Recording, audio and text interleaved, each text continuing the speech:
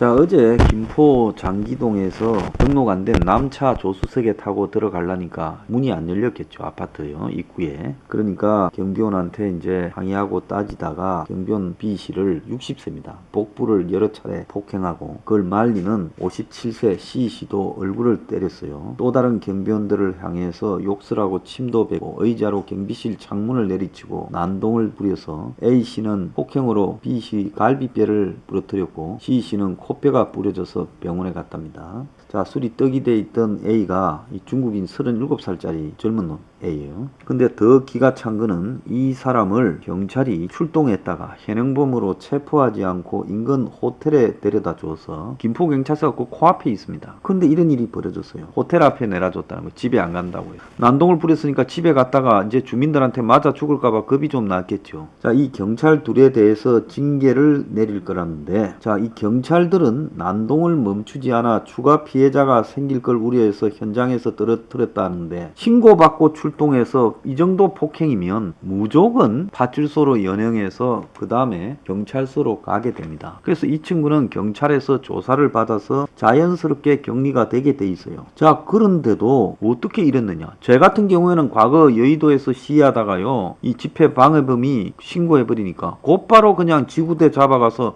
영등포 경찰서까지 끌어가더만요. 자, 그래가 재판까지 갔습니다. 그런데 경찰은 이들이 자기 경찰 직원들이 부적절한 짓을 했다고 스스로 인정을 하고 징계를 한 거예요. 자, 그래서 이 중국인이 지금 구속 기소가 됐는데, 제가 이걸 보면서 지금 중국인들이 한국에서 간이 배 밖에 나왔다 이렇게 보고 있습니다. 자, 이것뿐만 아니라요, 제주도에서도요, 지난 12월 2일날 호텔 입구에서 임금 체불에 불만을 품고 자기를 공사 현장에 소개한 사람을 흉기로 위협하고 폭행한 중국인 31살짜리 남성이 징역 1년을 선고받았다고 합니다. 자, 중국인의 이 폭행이라는 것이 완전히 그냥 광범위해지고 있는데, 자, 중국인들이 이렇게 폭행을 하는 게 무엇 때문에 그런다고 생각하십니까? 이자들이요, 남의 나라에 부동산 투기하러 왔거나 돈 벌러 왔거나 뭐 때문에 왔는지 모르지만은 최근에 이 중국인들이 김포 아파트 단지 안에 아파트를 사서 살고 있는 걸로 보이는데, 얼마 전에 이태원에 이 빌딩을 산 자도 있었지 않습니까?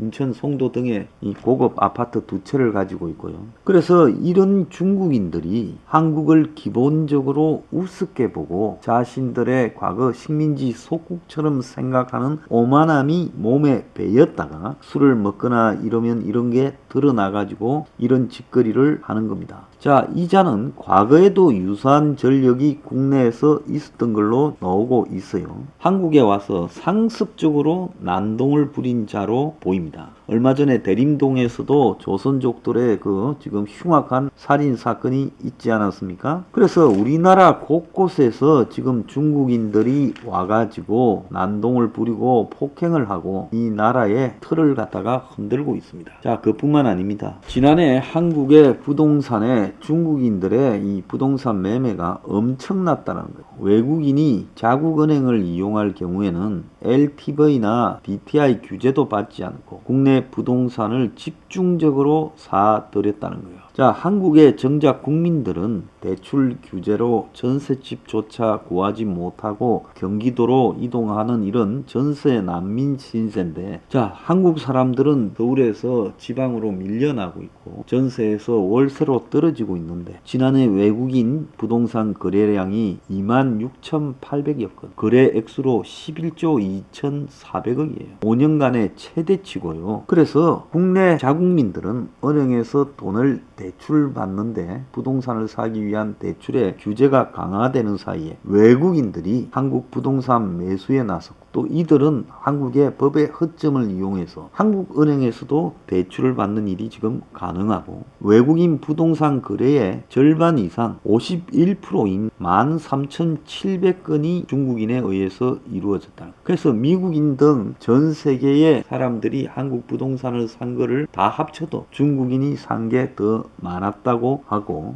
이들이 주로 서울 구로구, 금천구, 영등포구 등 서남권에서 집중적으로 사들이고 있고 빌딩도 사들인 중국 사람이 많았다는 겁니다. 자, 그래서 이제 중국 사람들한테 월세를 내는 끔찍한 일이 발생하고 있는데요. 여기에서도 중국인들이 특혜를 보고 있는 겁니다. 둘이가 부부인데 한국에서는 부부인지 모르니까 각자 집안 채색을 가지고 살고 있고 은행에 가서 부동산 담보로 대출 받아서 또 집을 사는 일이 있고 30대 유학생이 전국 아파트 8채를 사서 고액의 월세를 받아왔지만 자금 출처가 규명되지 않았다는 거예요. 그래서 작년에 자국민 부동산 역차별을 주장하는 시위까지 열리고 했습니다. 중국인들이 부동산까지 확보해서 들어오는 것은 제주도의 부동산 등을 중국인들이 매집하면서 큰 재미를 봤지요. 특히 제주도 특별자치도가 중국 자본 유치한다면서 만들어졌다가 제주도의 고유한 정체성이나 자연을 파괴하고 중국인들의 부동산 투자에 특혜를 주고 또 영주권도 주게 되면서 또 중국인들이 비자 없이 제주도에 들어오게 만들면서 과연 제주도 도민이나 대한민국에 도움이 됐는가? 그리고 한국에 지금 한 200만 명까지 이루고 있다라는 조선족이나 중국인들의 행태를 더 이상 이렇게 방치해야 되는 건가? 조선족 분들도요, 일찌감치 초창기에 조국으로 돌아오신 분들은 우리가 동포로서 따뜻하게 안고 또 지원도 해야 되지만은 요 근래에 중국의 앞잡이처럼 들어와가지고 심지어 대한민국에서 돈만 벌어가서 연변으로 송금하는 이런 조선족들은요, 중국인과 다를 바가 하나도 없다고 보고 있습니다. 그를 갖다가 중국 동포라고 이야기를 하면서요, 언론들이 비호하고 특히 좌파 정권들이 여러 가지로 친중 정책을 펴면서 한국에 있는 조선족이나 중국 사람들을 갖다가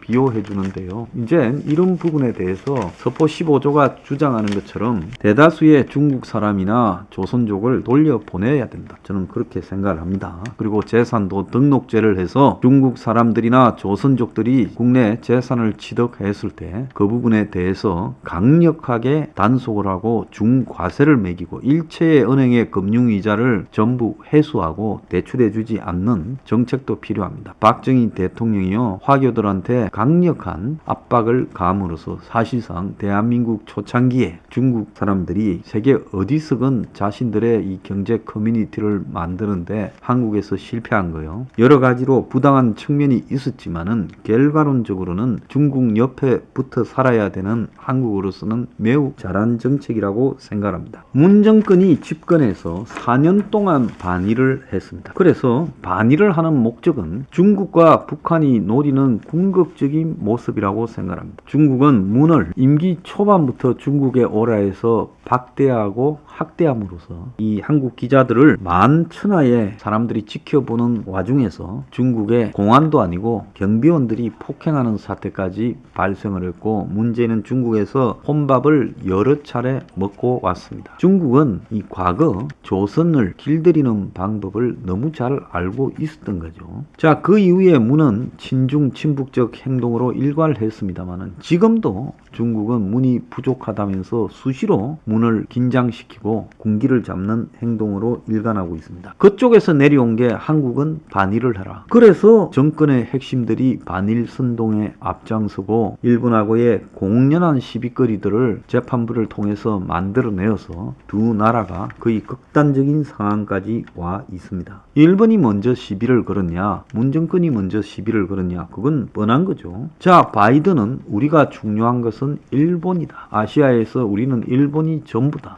다른 걸 다 포기해도 일본하고 손잡고 가겠다라는 입장을 확실하게 보였고 한국이 미국과 잘 지내고 싶고 미국에 뭔가를 기대하려고 한다면 일본하고 관계를 화해해서 한미일 삼각 동맹을 제대로 구축하라. 이렇게 말을 하면서 지금 문을 테스트하고 있습니다. 미국의 국무부 국방부 그리고 백악관이 아예 하나가 되어서 미국의 싱크탱크들이 하나가 되어서 한국의 문의 스타일 방식 즉 일본과 충돌과 긴장을 하면서 친중으로 기우는 부분으로는 절대로 미국이 한국의 문에 손을 들어줄 일 없다라고 말을 하고 있습니다. 그래서 미국은 한일 갈등이 중국 견제의 핵심인 한미일 안보 공조를 저해하기 위해 의도적으로 자꾸 한일 갈등 반일 운동이 제기되고 있는 것이다라는 측면에서 문 정권의 본질이 의도적 반일 문제 제기로 결국 중국 쪽으로 국제 동북아 국제 정세를 끌고 가는 쪽에 한국이 기여하고 있다. 이렇게 의심의 눈으로 보고 있습니다. 그래서 그게 아니라면 너네들이 일본하고의 갈등을 먼저 풀어라, 이렇게 이야기를 하고 있어요.